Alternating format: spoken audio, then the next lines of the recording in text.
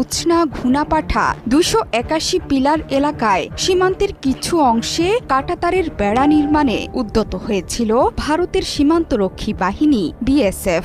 ভোরে শূন্যরেখার মাত্র 20 গজ ভেতরে কাঁটাতারের বেড়া নির্মাণের চেষ্টা করলে বাধা দেয় বাংলাদেশের সীমান্তরক্ষী বাহিনী বিজিবি। টাটা নিয়ে ফেলাছে ঘিরবি। ইতিমধ্যে আমরা বিটিআর কাছে সংবাদ দিলাম, বিটিআর চলে আসলো, আসে এরকম বাধা দিল, পাবলিক মিলে বাধা দিল, পেবে নিয়ে আবার তার কাটা আর মিলল না। সীমান্তে কাঁটাতারের বেড়া নির্মাণ কাজ শুরু করলেও শেষ পর্যন্ত বর্ডার গার্ড বাংলাদেশ বিজিবির বাধায় কাজ বন্ধ রেখেছে বিএসএফ।